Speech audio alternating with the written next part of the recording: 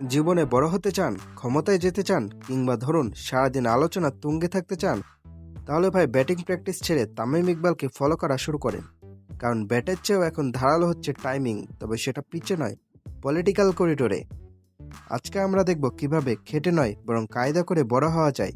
তামিম ইকবালের সাম্প্রতিক মুভমেন্টগুলো দেখলে আপনিও বলবেন, বস আপনার কাছে তো কোচিং নেওয়া দরকার। যখন আসিফ মাহমুদ দায়িত্ব নিলেন তখন আমাদের তামিম ভাই কি করলেন? ছায়া হয়ে ওনার সাথে সাথে ঘুরলেন। কেন? কারণ লক্ষ্যটা পরিষ্কার, বিসিবির ওই মসনদ। তখন হয়তো ডাল গলেনি, কিন্তু হাল ছাড়া পাত্র তো তিনি নন।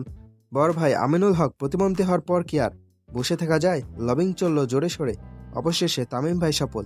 তিনি প্রমাণ করে দিলেন ক্রিকেটে ভালো স্ট্রাইক রেট না থাকলেও চলে, কিন্তু লবিং এর স্ট্রাইক রেট 100-তে 100 হওয়া চাই। লোকে বলে খেটে বড় হও, কিন্তু তামিম ভাই যেন দেখাচ্ছেন মাঝে মাঝে ম্যানেজ করে বড় হওয়াটাও আসল স্মার্টনেস।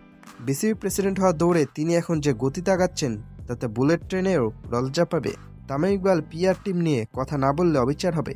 ভাইরে ভাই, ওনার নামে টু শব্দ হওয়ার জো নেই। তামিমের টপিক উঠলেই দেখা যায় বিচিত্র একই দৃশ্য।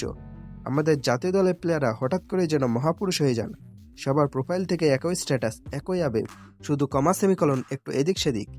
স্ক্রিপ্ট কি সবাই একই জায়গা থেকে পায়, নাকি তামিম ভাই নিজেই হোয়াটসঅ্যাপ গ্রুপে লিখে দেন, ছেলেরা এবার কপি পেস্ট মারো? আর এই পুরো ডাক ওয়েবের মাস্টার মাইন্ড হিসেবে কার নাম শোনা যায়? তার সেই বিখ্যাত দালাল ব্রো মিথুন। মিথুন সাহেব তো আছেনই পিছন থেকে সব কলকাঠি নাড়াতে। দালালি শব্দটা শুনতে খারাপ লাগলেও এই টিমের কাছে এটা যেন এক আর্ট। একসময় আমরা দেখতাম ক্রিকেটার অবসরের পর কোচিং করাতেন বা ধারাভাষ্য দিতেন, কিন্তু তামিম ভাই ট্রেন্ড সেট করেছেন আলাদা। তিনি আমাদের শেখাচ্ছেন কিভাবে রিটায়ারমেন্ট নিয়েও নাটকের পর নাটক করা যায়, আবার কামব্যাক করার নাম করে পাওয়ারের স্ট্রাকচারে ঢুকে পড়া যায়। যাদের ফর্ম নেই তারা তামিম ভাইকে ফলো করুন। রান না পেলেও চলবে যদি আপনার হাতে সঠিক নেতার ফোন নাম্বার থাকে।